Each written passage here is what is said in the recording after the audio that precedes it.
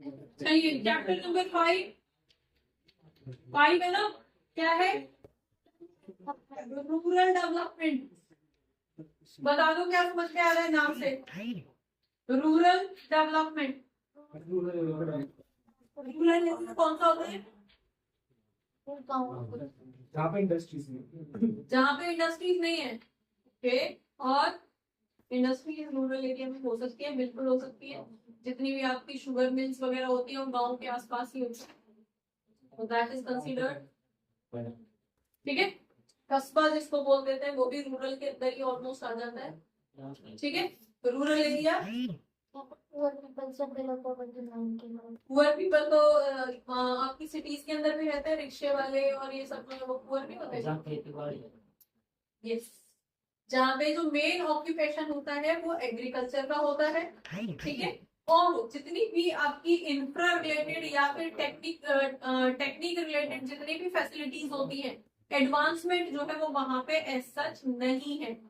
गांव के अंदर भी बहुत लोग ऐसे होते हैं जो गांव के प्रधान हैं या फिर अच्छे लोग हैं, रेपुटेटेड लोग हैं, अच्छी अच्छी कोठियां वगैरह बनी हुई है, तो ऐसा नहीं है कि वहाँ पुअर ही रहते हैं। और ऐसा भी नहीं है कि सिटी में सब रिच ही होते हैं। तो पुअर और रिच के बेसिस पे आप किसी पर्टिकुलर एरिया को डिफाइन नहीं कर सकते हो। ठीक है।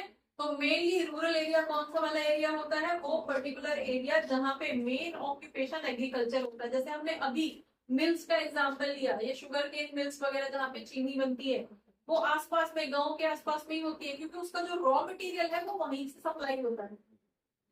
ठीक है। तो एग्रीकल्चर रिलेटेड जहाँ पे एक्टिविटीज मेनली होती है। क्लियर हो गया? दूसरा, जो इतनी भी हाईटेक सर्विसेज है, एडवांसमेंट है, वो वहां पे अभी नहीं है। ऐसे पर्टिकुलर एरिया को हम रूरल एरिया कहते हैं। क्लियर हो गया? अब ऐसे एरिया का डेवलपमेंट कराना है, क्योंकि अभी तक वहां पे बहुत ज्यादा टेक्निकल चीजें नहीं है। ठीक है। बहुत ज्यादा वहां का इंफ्रा जो है वो स्ट्रॉन्ग नहीं है। ठीक है। वहां के लोगों को हमें लोन भी प्रोवाइड करना है, वहां डेवलपमेंट करना है, वहां के लोगों को फैसिलिटीज प्रोवाइड करनी है। तो इस तरह की चीजों को हम क्या बोलते हैं? Rural development. मतलब एक रूरल एरिया का हमें ग्रोथ करनी है, डेवलपमेंट करनी है। मीनिंग समझ में आ गया? रूरल डेवलपमेंट का मीनिंग क्या है? तो यहाँ पे क्या ग्रोथ हो रही है? ग्रोथ किस चीज की हो रही है? ग्रोथ ऑफ कोई भी पर्टिकुलर एरिया जो भी रूरल एरिया है। ठीक है। In terms of social and economical. ठीक है जी। मतलब कि सोशल और economical, simple, social economical development of any particular rural area. छोटी सी definition. What do you understand by rural development? Means social and economical. Social मतलब जितना भी इंफ्रा प्रोवाइड करना है, जितनी भी बेसिक फैसिलिटीज प्रोवाइड करनी है, वो सब क्या है? वो सोशल है। अच्छे स्कूल्स खोलने हैं, अच्छे हॉस्पिटल्स, वहां पे हेल्थ सर्विसेज प्रोवाइड करनी है, ये सब क्या है? सोसाइटी से रिलेटेड चीजें, सोसाइटी से रिलेटेड सर्विसेज है। ठीक है। हम बार बार एग्जाम्पल लेते हैं शौचालय, ये फैसिलिटीज वहां पे स्पेसिफिकली प्रोवाइड की जा रही है, दैट इज सोशल डेवलपमेंट। उस पर्टिकुलर एरिया का सोशल डेवलपमेंट करना है। दूसरी तरफ इकोनॉमिकल। इकोनॉमिकल मतलब वहां पे इकोनॉमिक एक्टिविटीज को बढ़ावा भी देना है। ठीक है। तो किसी भी एरिया का, किसी भी रूरल एरिया का सोशल इकोनॉमिक डेवलपमेंट जो है वो रूरल डेवलपमेंट बोला जाता है। क्लियर हो गया? बता दोगे अगर कोई पूछेगा? सिंपल। चलिए, अब ये डेवलपमेंट किस बेसिस पे होता है? हमारे पास यहाँ पे कैसे कैसे डेवलपमेंट कर सकते हो? सबसे पहली चीज तो एडुकेशन को स्ट्रॉन्ग करना पड़ेगा उस पर्टिकुलर एरिया में। ठीक है। बहुत सारे बच्चे वहां पे अभी भी हैं जो एजुकेशन की इम्पोर्टेंस नहीं समझते हैं, स्कूल नहीं जाते हैं, और पेरेंट्स जो है वो खेती में उसमें लगे हुए हैं, दूसरों की जमीनों पे खेती कर रहे हैं, अपनी जमीनें भी नहीं है। उन्हें लगता है अरे स्कूल जाएगा, बेकार में टाइम वेस्ट है ना, इससे बेटर है कि मेरे साथ खेतों में काम कराए।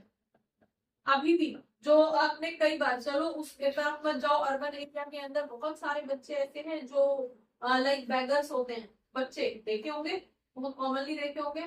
क्यों वो क्या स्कूल को इम्पोर्टेंस देते हैं? नहीं। क्या वो ह्यूमन कैपिटल में कन्वर्ट नहीं हो सकते? ह्यूमन तो है ना, लेकिन कैपिटल कब बनेंगे? जब वो किसी इकोनॉमिक एक्टिविटी के अंदर इन्वॉल्व होंगे। अब बैगिंग इकोनॉमिक एक्टिविटी, कोई ये नहीं बोलेगा कि उसमें भी तो पैसे ही मिलते हैं।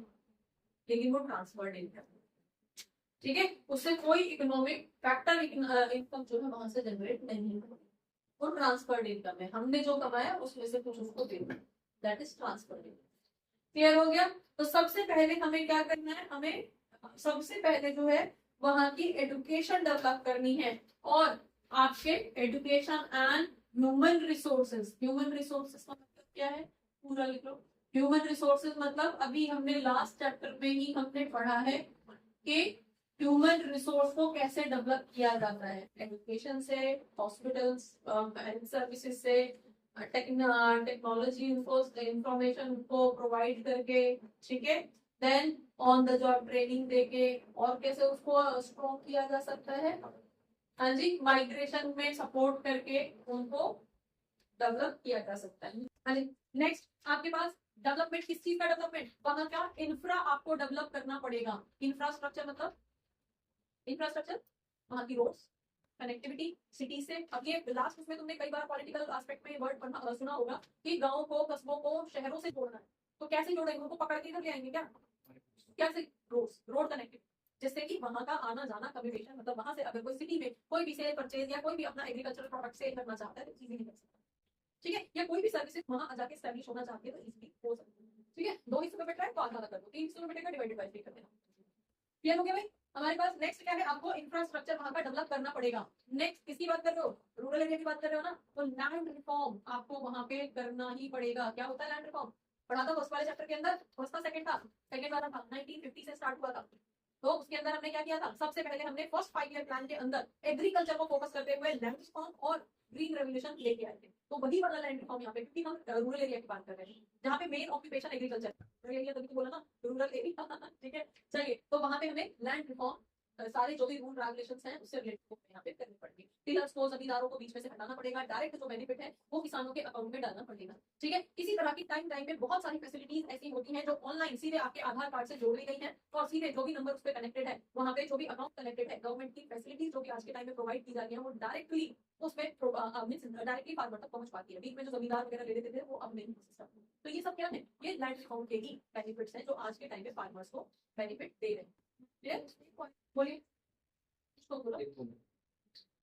चलिए, लैंड रिफॉर्म के बाद में पॉवर्टी एलिवेशन मतलब क्या है इसका, पॉवर्टी एलिवेशन मतलब, पॉवर्टी मतलब, हाँ जी, पॉवर्टी गरीबी, एलिवेट करना मतलब जड़ से उखाड़ के फेंक देना, तो दूर करना बेसिकली, ठीक है। तो पॉवर्टी एलिवेशन, गरीबी को दूर करने के लिए यहाँ पे कुछ सर्विसेज स्टार्ट करनी चाहिए। जैसे अभी तक ज्यादातर लोग मेनली ऑक्यूपेशन रूरल एरिया का होता है एग्रीकल्चर के अंदर, और एग्रीकल्चर के अंदर तो मेनली डिसगाइज्ड अनएम्प्लॉयमेंट नजर आता है। डिसगाइज्ड अनएम्प्लॉयमेंट मतलब ज्यादा लोग कौन है, तो अगर उनके लिए कुछ ऐसी फैसिलिटीज ओपन कर दी जाए जहां से वो अपना एम्प्लॉयमेंट अर्न कर सकते हैं, जहां से वो अपना लाइवलीहुड अर्न कर सकते हैं, तो वो उस एरिया के लिए लिविंग स्टैंडर्ड बढ़ा देगा, अर्निंग पर हेड बढ़ा देगा। तो इससे होगा क्या, उस पर्टिकुलर एरिया का अपने आप ही डेवलपमेंट होना शुरू हो जाएगा। जब मेरे पास इनकम ज्यादा आएगी तो मैं अपने बच्चे को अच्छे स्कूल में पढ़ाने की कोशिश करूंगा, ठीक है, अच्छी फूड, क्वालिटी फूड उनको लाके खिलाने की कोशिश करूंगा, बेटर हेल्थ फैसिलिटीज अवेल कर पाऊंगा, ठीक है। तो होगा क्या, लिविंग स्टैंडर्ड अपने आप बढ़ जाएगा और उस एरिया का, उस रूरल एरिया का डेवलपमेंट ऑटोमेटिकली होना शुरू हो जाएगा। क्लियर हो गया? Next one is development of productive resources. अब यहाँ पे क्या है, प्रोडक्टिव मीनिंग क्या है, अच्छा, यहाँ पे पॉवर्टी एलिवेशन के अंदर बहुत सारी चीजें आ सकती है, कैसे गरीबी को दूर करना है। और प्रोडक्टिव, आपके पास प्रोडक्टिव रिसोर्सेज का मतलब क्या है, जैसे कि कुछ ऐसी फैसिलिटीज आप आगे चल के पढ़ोगे कि एग्रीकल्चर के होते हुए भी हमारे पास लैंड भी है, हम जमीन पे काम कर सकते हैं, उसी से पैसा कमाना है, तो उसके लिए भी आपके पास मल्टीपल चीजें होंगी जहां से आप उसी जमीन से पैसा कमा सकते हो। जैसे कि आपका जो ट्रेडिशनल वो है, ट्रेडिशनल मेथड है कि आप एग्रीकल्चर कर रहे हो, खेती कर रहे हो, गेहूं उगा रहे हो, चावल उगा रहे हो, लेकिन अभी मेन आपने देखा होगा मशरूम की खेती हुई है, अभी जो करंट में चल रहा है ऑर्गेनिक फार्मिंग हो रही है, जिसका आउटपुट कितना कॉस्टली दिख रहा है, तो वो क्या है, कितना अर्निंग उनके लिए बढ़ रही है, मशरूम की फार्मिंग से वो अर्निंग कर रहे हैं। और अभी तो आपने रिसेंट में देखा है उसी जमीन से लोग लाइक उसकी सेफरन की खेती कर रहे हैं, फेसबुक पे उन सब पे ज्यादा चल रहा है कि आप एग्रीकल्चर से ही जुड़े हुए हो। एक्टिविटी कौन सी है वो, एग्रीकल्चर से है ना। आप क्या उगा रहे हो, आप केसर उगा रहे हो, देखा होगा सोशल मीडिया पे तो काफी ज्यादा चल रहा है कि मैं छत पे ये कर देता हूँ फार्मिंग वगैरह, ठीक है, या टेम्परेचर जो भी मेंटेन करके। तो एनीवेज आपकी जो प्रोडक्टिव रिसोर्सेज को बढ़ाना है जिससे आप ज्यादा से ज्यादा प्रोडक्शन कर सको, आपको कुछ ऐसी स्किल्स सिखानी है, ऐसी फैसिलिटीज प्रोवाइड करनी है जिससे कि आप ज्यादा से ज्यादा प्रोडक्शन कर पाओ, ज्यादा से ज्यादा अर्निंग कर पाओ। तो ये कुछ ऐसी चीजें हैं जिससे, जिसका अगर डेवलपमेंट होता है, जो इंक्रीज होती है, तो रूरल एरिया का डेवलपमेंट अपने आप ही होता चला जाता है। क्लियर हो गया, समझ में आ गया। नेक्स्ट पॉइंट इज, अब इन सब कामों के लिए हमें चाहिए रूरल क्रेडिट। अब इसका क्या मतलब है? रूरल क्रेडिट मतलब रूरल एरिया से रिलेटेड एक्टिविटीज के लिए, इकोनॉमिक के लिए जो लोन प्रोवाइड किया जाता है उसको रूरल क्रेडिट कहते हैं। क्रेडिट का मतलब अकाउंट वाला क्रेडिट नहीं है, मेनली कहते हैं हमें क्रेडिट लोन। क्योंकि फार्मर्स को क्या चाहिए? लोन। अब वो किससे लेते थे? अभी तक किससे लेते थे? जमींदारों से, रिश्तेदारों से, इधर से उधर से।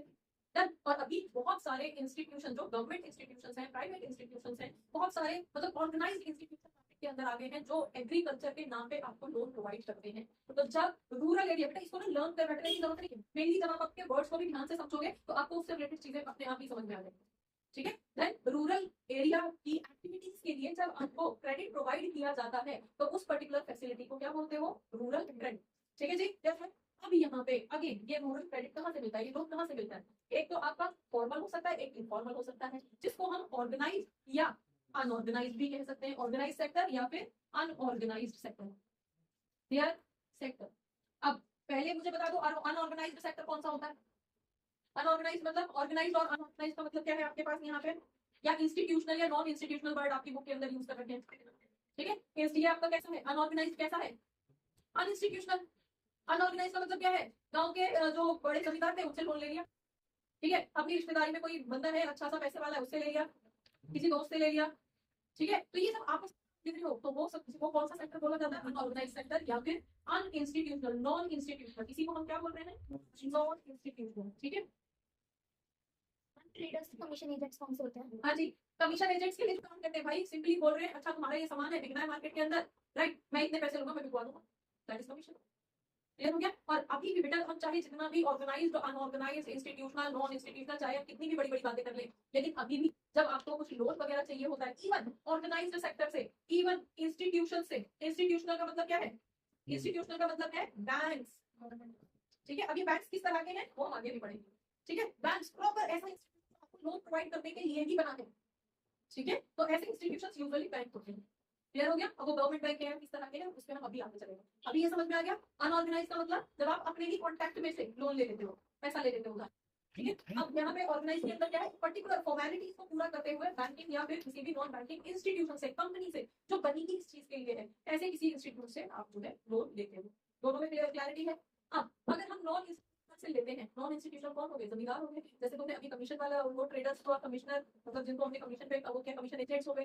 ठीक है। तो ऐसे लोग जो हमें हमारे प्रोडक्टिविटी या हमारे किसी भी पर्टिकुलर लोन, सपोज मुझे लोन लेना है और वो लोन दिलाने में हेल्प कर रहा है और बदले में कह रहा है 2% का कमीशन दूंगा। ठीक है। तो वो सब एजेंट्स जो है वो सब क्या कौन है? वो अनऑर्गेनाइज। जबकि ऑर्गेनाइज के अंदर क्या है? बैंक्स। ठीक है। अब ये बैंक्स हम आगे करेंगे कौन कौन से होते हैं, कौन कौन से इंस्टीट्यूशंस होते हैं। अब थोड़ी देर पहले इधर आ जाते हैं, इधर समझ लो, ऐसा लिखने का टाइम पूरा मिलेगा। हाँ जी। बैंक्स के अंदर अभी भी हम बोल रहे हैं कि ऑर्गेनाइज अनऑर्गेनाइज के अंदर ही लोग कमीशन लेते हैं, लेकिन यहाँ पे भी बैंकों के बाहर बहुत लंबी लाइन होती है लोन के लिए, बहुत सारी फॉर्मेलिटीज होती है। रूरल एरिया का बंदा है, किसान है, बहुत ज्यादा पढ़ा हुआ नहीं है, नहीं आता उसको फॉर्म भरना। ठीक है। उसे बैंक में आने पे हेजिटेशन फील होती है, वहां जाऊंगा यार, मुझे ये नहीं आता, मुझे वो नहीं आता, वहां लाइन में खड़ा होना पड़ेगा। बेटर है इसी से ले लो, अपनी जानकारी है, दे देंगे खाते कमा के। राइट। तो अभी भी लोगों को ये अनऑर्गेनाइज्ड सेक्टर बहुत ज्यादा कन्वीनियंट फील होता है। आप अपने ही कॉन्टेक्ट में देख लो, अपने ही घर में आसपास में देखो, कोई ना कोई बंदा जरूर मिल जाएगा जिसने उससे उससे उससे पैसा ले रखा है, दे देंगे, 2-4 महीने बाद दे देंगे, कितने % का पर मंथ इंटरेस्ट दे देंगे और फिर दे देंगे, चुका देंगे। है कॉन्टेक्ट में होगा ना कोई जरूर होगा। ठीक है। मतलब कि ये इतने सारे बैंक्स और बैंक्स की जगह जगह पे बैंक्स खुले हुए हैं, लेकिन फिर भी ये वाला जो सेक्टर है ये अभी भी ऑपरेशनल है, अभी भी एक्टिव है। क्योंकि इन बैंकों से लोन लेने के लिए ये जो कमीशन एजेंट्स है ना वो बैठे हुए बीच में, लोन दिलवा देंगे, 2 करोड़ का बोलोगे 2 करोड़ का दिलवा देंगे, जमीन के प्रॉपर पेपर्स दे दो और 2% का कमीशन दे दो, लोन मिल जाएगा। ठीक है। तो इस तरह की जो मेन अनएथिकल या फिर non legal activities, illegal activities जो है वो इस तरह के इंस्टीट्यूशन में आज के टाइम पे हुई है। तो अभी आपको प्रैक्टिकल उसमें नहीं जाना है कि क्या हो रहा है, हमें तो मेन ये अच्छी अच्छी चीजें पढ़नी है। तो ये ऑर्गेनाइज अनऑर्गेनाइज सेक्टर है। अनऑर्गेनाइज सेक्टर में जहाँ पे किसानों के साथ चीटिंग होती है, फ्रॉड होता है, क्योंकि अगर उसने 2% पर एनम भी दिया, मतलब 2% के रेट से भी दिया, तो सोचो साल का कितना हो गया? 24%। अगर 1 लाख रुपए लिया होगा तो 24,000 रुपए का तो इंटरेस्ट मिलेगा। समझ रहे हो? 1/4 तो इंटरेस्ट में जाएगा। यार और किसी वजह से अगर वो 1/4 इंटरेस्ट नहीं पहुंचा, मतलब पे कर पाया, 24,000 25,000 एक ही बात है, 1/4 हो गया, 1/4 को 24,000 नहीं पे कर पाया, तो अब जो इंटरेस्ट लगेगा वो 1,24,000 पे लगना शुरू हो जाएगा। तो सोचो कितना एक्सप्लॉइटेशन इस सेक्टर के अंदर किसानों का होता है, किसान इन द सेंस रूरल लोगों का होता है। ठीक है। और इधर क्या है, यहाँ जो आपको लोन मिल रहा है वो किससे मिल रहा है, एक स्पेसिफिक रेट से मिल रहा है, सपोज 10% भी मिल रहा है, तो 10 भी 24 से कम है भाई, 10% पर एनम है, मतलब सपोज 12% भी है, तो 12% क्या है, राइट। लोगों को क्या दिखाई देता है, क्योंकि वो रूरल एरिया के लोग हैं, उनको बहुत ज्यादा क्वालिफाइड नहीं है, वो नहीं समझते, उन्हें लगता 2% कम है ना, और 12% तो बहुत ज्यादा कौन देगा, लेकिन वो ये नहीं समझ पाते कि ये 2% ज्यादा कॉस्टली पड़ेगा रादर देन ये 12%। समझ में आ गया, तो ये डिफरेंस आपका यहाँ पे क्लियर है, ठीक है। अब इसको हम क्या बोलते हैं, इसको हम बोलते हैं source of credit, source of rural credit, source कौन से, अर्बन एंड ये इंस्टीट्यूशन एंड नॉन इंस्टीट्यूशन। बच्चों होपफुली बहुत सारे डाउट्स इस क्लास से रिलेटेड, इस टॉपिक से रिलेटेड आपके क्लियर हुए होंगे इस क्लास को देखने के बाद में। अगर रियली आपके कुछ डाउट्स क्लियर हुए हैं, आपको ये क्लास अच्छी लगी है, तो आप इसको लाइक करिए, सब्सक्राइब करिए और अपने फ्रेंड्स के साथ शेयर करिए। Thank you for watching. Keep watching, keep learning, and don't forget to share. Keep sharing. Thank you.